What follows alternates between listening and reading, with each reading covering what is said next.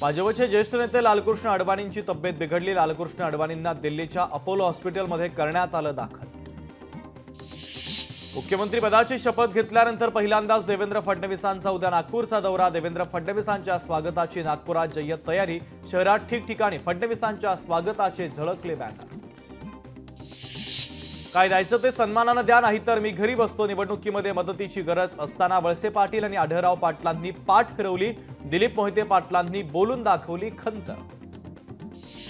मागच्या दारानं जाणं, हात पसरणं हा माझा स्वभाव नाही। दिलीप मोहिते पाटलांचा अजित पवार यांच्यासह दिलीप वळसे पाटील यांच्यावर जोरदार निशाणा। मिशन वन इलेक्शन विधेयकासाठी हालचाली सुरू। सोमवारी लोकसभेत सादर केलं जाणार विधेयक। विधेयकाला लोकसभेत मंजुरी मिळते का, याकडे देशाचं लक्ष।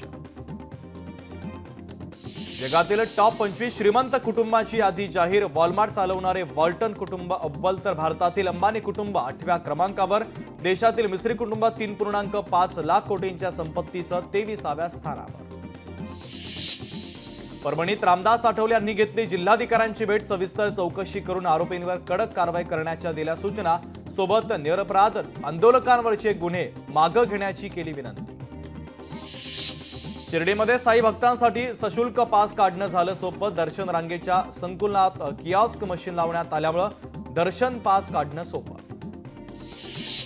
शिर्डी साईबाबा मंदिरामध्ये आणि परिसरामध्ये आकर्षक फुलांची सजावट। तसंच दत्त जयंतीच्या निमित्तानं मंदिरात साई भक्तांची अलोट गर्दी।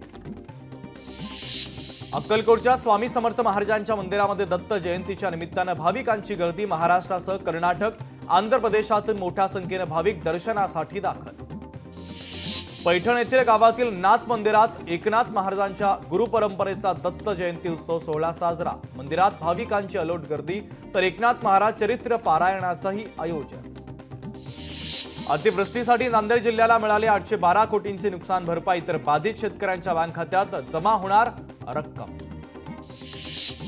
खरांगणा येथे संत काळे पालखी दिंडी मिरवणुकीमध्ये भाविकांचा सहभाग।